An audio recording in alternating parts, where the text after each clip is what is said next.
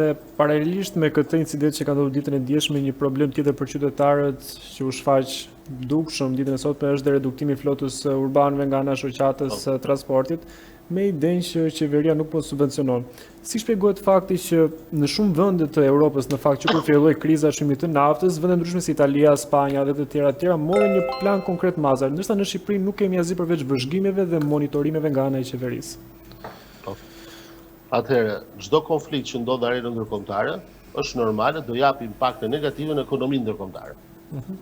Duke qenë se ne jemi pjesë e ekonomisë ndërkombëtare dhe Shqipëria jemi treg i hapur, është normal do ketë efekte negative dhe në ekonominë shqiptare.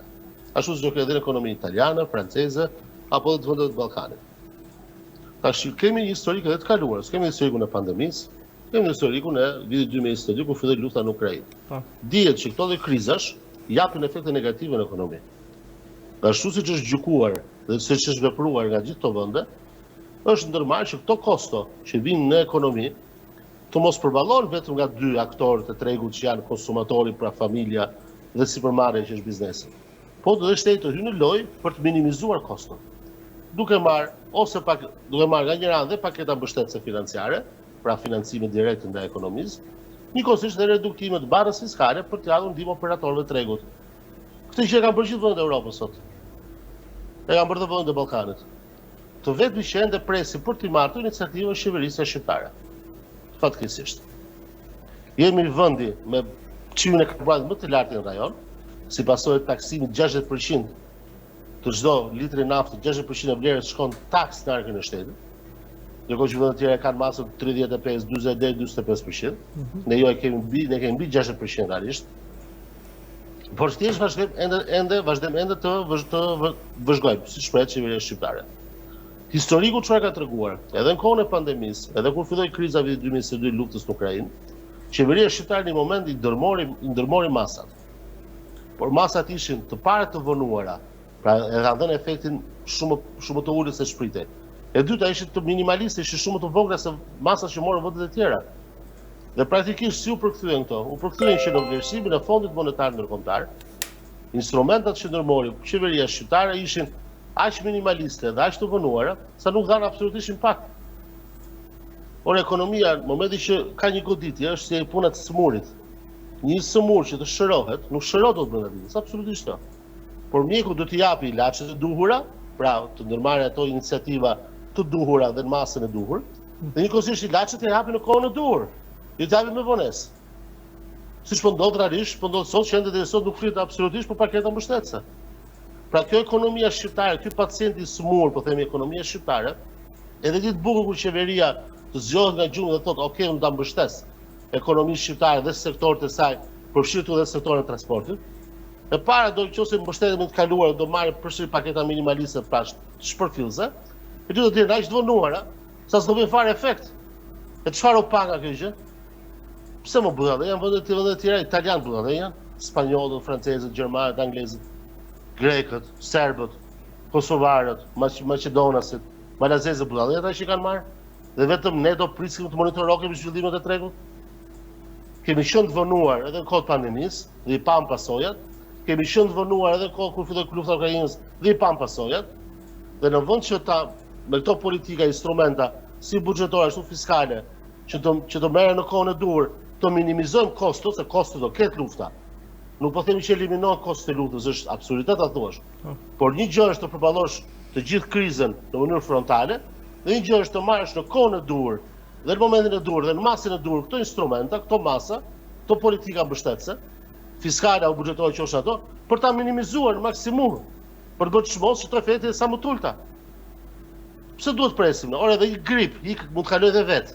Po kur ti merr ilaçet e duhura, ai kalon shumë më shpejt dhe shumë më lehtë. Dhe këtu është gjithë diskursi, pse po vonohemi ne, çfarë kemi ne ende për të pritur? Pse ne do të jemi gjithmonë të fundit? Të fundit për sa i përket lirisë për të bërë biznes, të fundit për sa i përket paketave mbështetëse, të fundit për sa i përket pagave, të fundit për sa i përket pensioneve, të fundit për sa i përket ekonomisë zhvillim, të parat ama për korrupsion, të parat për taksat më të larta, të parat për sa i përket mosbatimit të ligjit, të parat për sa i përket mosbatimit të sigurisë juridike, parimit të sigurisë juridike, të parat për gjërat e këqija negative, të fundit për gjërat e mira. Dhe vazhdojmë ende të reflektojmë, të monitorojmë tregun. Thjesht një qeverisje që nuk janë, me të drejtën, pa aft, por më keq akoma, duke qenë se i din këto efekte që mund të ndodhin, duke qenë se nuk i marrin masat, kjo pastaj bën, do të thonë za të shi. Ndërkohë që buxhetin e kemi dhe suficit dhe nuk ndërmarrim asnjë masë. Dhe një koment. Kjo është akoma shumë e drejtë kjo që konstatohet, sidomos që gjatë këtyre viteve dhe në buxhetin aktual që flasim, vit 2026, kemi 3 muaj orën e parë, i cili është suficit. Pra parat janë. Po dhe po të mos ishin parat më zotrin. A ke shpallur bordin e emergjencës për sa i përket karburanteve? Pra ke deklaruar një emergjencë.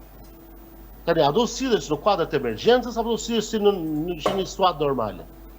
Sillu si në emergjencë. Dhe është normale që kur ti futesh në format emergjence, pra në situatë emergjence, duhet të rishikosh të gjithë qëndrimin tënd. Dhe një nga qëndrimet kryesore që mund të rishikojnë qeverisja, cila është instrumentet kryesore saj, ku ndërmë kryesorit, por mos është shpeshherë kryesori, më i rëndësishmi, është buxheti i shtetit. Duhet heqësh dorë nga disa shpenzime për të kryer disa shpenzime të tjera për të japur ndihmë ekonomisë. Ndryshe, po e lënë në rrjedhë të lirë, në rrjedhë të lirë, e ke parë çka ndodhi gjithë këto vite. E kanë abandonuar ekonominë shqiptare dhe shqiptarët çka kanë bërë? Një pjesë e larguar jashtë, një pjesë kanë mbyllur qepena, një pjesë kanë falimentuar, një pjesë tjetër është adaptuar dhe pranon atë mizerinë që po jeton, po grysje të ditë e mia tjetër, ja kështu në këtë mizeri ekonomike që kemi ne, e cila as shërben, as të ofron mundësi, dhe as të jep ty mundësi për të zhvilluar. Arsimi është cop, të fundit sipas PISA-s, për ilaçet mos flasim, kur mungon ilaçet e onkologjikut, imagjino pastaj se çfarë ndodh për spitalet shqiptare. Kemi mjek të shkëlqyer, por të cilët janë të patrajtuar. Ne kemi mjek që na i merr bota dhe na i fut në spitalet e tyre, ndërkohë që ne këtu në Shqipëri nuk i paguajmë mjekët sa duhet. Pra jemi në një sistem i cili nuk po funksionon dhe nuk është që nuk e dinë këtë gjë. Ose pastaj janë futur atë fluskën e madhe të gjës, që nuk duhet të di fare për halë problematike të njerëzve, shqetësimin e popullit. Ti është kur vin zgjedhja herë 4 vite, hapi thesin, hapi qesen, blihet vota, ti trashësohet me presion aty ku zblihet, e marrin me presion. Ti është për të marrë një mandat të radhës, për të marrë akoma më shumë para, për të abuzuar akoma më shumë dhe për të favorizuar miqtë dhe shokët që shehen parë në rasti konkret sektorit të ndërtimit. Janë pota 20 veta që ndërtojnë Tiranë në mënyrë të çmendur, maramendse, por mbi të gjitha jashtë standardeve urbanistike. Zoti Teliti, dhe një koment për ta përmbyllur. Incidenti që ndodhi dje bashkëngjitur me rritjen e çmimeve jo vetëm të naftës, por edhe ushqimeve, a pritet të jetë slogani i opozitës për protestën e ditës së premte dhe a prisni më shumë qytetarë të ndërgjegjësuar për të protestuar? Shikoj, qytetarët janë të thirrur në protestat tona paqësore, jo për protestuar për opozitën, jo për partitë politike, por për hallet problematike të tyre. Shikoj, zgjedhjet neve çfarë kërkojmë? Nuk po kërkojmë neve ti ke Rama, ti ke qeveria, ti në qeverisë, jo, kërkojmë zgjedhje. Ne duam që në fund fare qytetarët të vendosin në mënyrë të lirë dhe të ndershme, të lirë dhe të pavarur, më falni, se kush do ishte i qeverisë. Raporti i Sobeodirit e ka thënë, zgjedhjet 2025 nuk ishin zgjedhje normale. Ishin larg shumë standardeve të Kosovës, po jo më pasaj vendeve të Europës që larg. Ne kërkojmë zgjedhje, ne jemi të bindur që në rast se qytetarët vendosen para kurthizë votimit, jo të trysnuar, jo të paguar, jo të blerë, jo të dhënuar, ata do bëjnë zgjedhje më të mirë për veten e tyre. Dhe do kenë përballë dy modelet. Një model që është ky aktuali, që ndërton pa kriter, që të braktis, të lej pa ilaçe, të lej pa shkolla, klasa me 2 turne, kur vjen dimri s'do të di fare, që ka pensionet dhe pagat më të ulta rajon, ndërkohë para 2 ishin me pagat më të larta rajon, që nuk thith dot investitor tuaj në Shqipëri. Është modeli aktual, ja ku e kanë.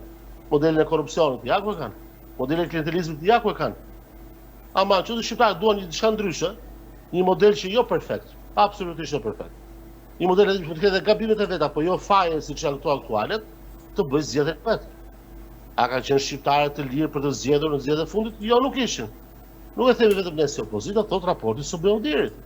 Përdorimi i administratës, përdorimi i paras publike, përdorimi i bonuseve për pensionistët, po kështu pra blihen zgjedhjet. Përdorimi i bandave, përdorimi të forcave, po kështu pra blihen zgjedhjet. Ne nuk themi që të gjithë do votojnë opozitën. Por ama jemi të bindur që mazhoranca e shqiptarëve sot janë kundra qeverisë aktuale dhe janë për ndryshimin. Ndryshe, nëse qeverisja aktuale do ishte e bindur që qytetarët i donin ata, s'do kishin pse ti përdorin këto instrumenta ekstraligjor. S'do kishin pse ti jepshin bonusin e pensionistëve 3 javë para zgjedhjeve në mënyrë antiligjore. Ta japin sot, nuk japin sot bonusin e pensionistëve ata. Çfarë presin të japin? Se nuk e japin sot kur udhim s'kan pensionistët. Se kur vinë zgjedhjet na ligjerojnë që na dhimbsen pensionistët. Mbarojnë zgjedhjet, mbaron hallet pensionistët për ata. Se nuk japin sot ndihmat për ekonominë. Se nuk bëjnë faljet sot që premtuan në fushat. S'ka hyrë akoma fuqi, është bërë falje. Mbani mend në dhjetor miratua falje dhe amnistia. E dini s'ka hyrë ende fuqi aktet ligjore. A e dini që nuk zbatohen ende ato. Ja thjesht retorika për fushat. Për të thënë biznes që janë po t'i fal gjoba aty. Ndërkohë gjobat aty vazhdojnë akoma, aty janë sistem. Vazhdojnë akoma kamat vonesat shtohen. Pra jemi në situatë që qytetarët duhet të shkojnë thjesht tek kutja e votimit në mënyrë të pavarur dhe të pandikuar. Kaq kërkojmë ne. Dhe vetëm rrugë për ta siguruar të gjë është qeverisja teknike tranzitore. Prandaj e themi, krijet qeverisja teknike tranzitore me pëlqimin e gjithë palëve. Një grush njerëz burrash e grash atje, ekspert, profesionist, profesorë politikë, si doni juve, por që të gëzojë besimin e gjitha palëve politike, të përgatitet shtrate për zgjedhje të lira ndeshme, shkojnë tek kutja e votimit, dhe aty pastaj fitoft ai që duan shqiptarët. Duan modelin aktual, burrë me kërkan, apo duan modelin e zhvillimit, i cili edhe mund të bëjë gabimet e veta, por ama jo që t'i harrojë dhe t'i dëshkojë qëllimisht aktorët e tregut, sipërmarrësin, biznesin, konsumatorin, familjarin dhe ta shpërbullojë Shqipërinë, siç janë bërë gjatë këtyre 12-13 viteve, ku ne po sot po shohim miq, kemi parë miq tan, shokët tan, kushërin tan, të gjysma për tyre sot janë jashtë. I kishim Shqipëri para 10 vitesh, sot flasim ata, si po bëjmë tash intervistën online, kështu po flasim edhe me ata, rroft celulari dhe rroft interneti, rroft teknologjia, që të paktën lidhemi dhe i shohim ata dhe i pyesim si jeni ju, e se ata na pyesin si jemi ne. Pra, modelet janë qartësisht të ndryshme nga njëri tjetri, kërkojmë shqiptarët të jenë të lirë të zgjedhin modelin e tyre. Ne besojmë që modeli ynë është modeli fitues. Për këtë e tregojmë zgjedhjet. Pra ama zgjedhjet duhet të jenë të lira dhe të ndershme. Jo siç ka qenë zgjedhjet e tjera, që jashtë çdo lloj standardi minimalist, të paktën standardi i Kosovës. Zoti Deliti, për ta përmbyllur se meqenëse përmendet edhe pak pensionistët, kur u hartua buxheti i fundit ai për vitin 2026 u ndërtua në bazë të një buxheti social ku prafërsisht 1 në 3 lekë shkojnë për ndihmë sociale. Tashmë edhe pensionet po njohin një reformë ku do ketë një rritje progresive mujore. Dhe vetë Rama në daljet e fundit të tij publike lidhur me situatën me rritjen e çmimit të natës ka deklaruar që nëse situata do vazhdojë të përkeqësohet, shtresa e parë që do mbrojmë duhet pensionistët. A mendoni se kjo është më shumë një lëvizje ku pensionistët në gjithë Shqipërinë janë 50% e fuqisë votuese në zgjedhje? Shiko, së pari kjo pjesa që buxheti 30% e buxhetit shkon për pensionistët dhe paketa sociale, kjo është struktura buxhetore e kahershme gjithmonë. Gjithmonë 25-30% e buxhetit ka qenë për aspektin social. Kushdo që ka qenë qeverisë, nuk ka qenë PD-ja, nuk ka qenë Fatos Nano përpara pas Rahmet se ka vdekur, kështu më radhë. Nuk ka ndryshim. Se këta e bëjnë sot sikur sot u bë që 30% e buxhetit po jepet për shtresat nevojë, a u jepet për ndihmën ekonomike, a u jepet për pension. Ti nuk kështu ka qenë. S'ka se të ndryshimi. Dhe ky është problemi madje. Që nuk mund të thuash ti sot në vitin 2026 të krahasosh strukturën buxhetore me ato të vitit 2006, do të kisha bërë përmirësime. Se çdo vit do të përmirësohet, ndërkohë ti je në vend qendro përkundër ti je përkeqësuar. Sidoqë se vendet e tjera kanë ecur përpara, ti je në vend qendro, të është rritur hendeku midis Shqipërisë dhe vendeve tjera. E thon ndryshe e përkeqësuar krahasim me vendet e tjera. Se ne kemi ekonomi e hapur, nuk kemi ekonomi e mbytur. Që krahasohen me veten tonë vetëm. Ne krahasohen me veten tonë patjetër, por krahasohen me vendet e tjera të ngjashme me ne. Ata ecin me shpejtësi shumë të madhe se tonën. Ne jemi në vend qendro, hendeku rritet. Prandaj largohen shqiptarët. Kurse pjesa tjetër do shohim nëse do përkeqësohet situata. Ora sot ka shkuar produktet po rriten ditë ditës. A bëjnë pazar, a ka familje, ta bëjnë pazare, apo ja blejnë shoferë dhe bodyguardë të pazarin tyre. Po të dalin në treg. Të blejnë bukën, domate, djathë, speci, kastraveci, blejnë zashapate, blejnë perimet. A di se ka shkuar kile domates, speci dhe patlıxhanit, apo se din. A di që 25% kila mishit. Vetëm gjatë 2 muajve të fundit. A di apo se din këta? Qose nuk e din, pastaj problematike të tyre, po jo shqiptarëve, s'do të vuajnë shqiptarët nga padia e tyre. Shqiptarët do të kenë në drejtim qeverisë e cila di hallet problematikat dhe i përgjigjet sfidave. Dhe kjo është sfidë, nuk do dalim të palagur, nuk do dalim të pagoditur, por duhen marrë masat, dhe do marrë politikat buxhetore dhe fiskale, që këto goditje të jenë sa më të buta të mundshme. Po e lanë, siç e lanë tash, çfarë do presit përkeqësohet më? Ka shku domate 4000 kg. Çfarë presim më? Shkoj 6000. Çfarë presim më? Por i bëfondi me varfëri më të lartë në rajon dhe në Europë. sipas Eurostatit, çfarë presin më? Ishim në krizë përpara, se të ishte vendi i fundit në Europë dhe në Ballkan, jenë krizë. Nuk mund të quheshin vend i suksesshëm. Edhe kështu edhe kjo goditje radhës, përsëri heshtje nga ana e strukturave buxhetare, presim do të kur përkeqësot akoma dhe më tepër, po jo, pacienti që është i smur, do e lesh deri në prag të vdekjes si të japësh ilaçin. Po na po thënë ta krahasojmë ekonominë shqiptare me një pacient të smur, që nuk shëron brenda ditës, por do të marrësh terapinë e duhur në kohën e duhur. Këta as terapi s'marrin, për kohë, pas as bëhet ta presim ton, shohim ton, derisa nuk e di çfarë, nuk e di se nuk kam shpjegim realisht.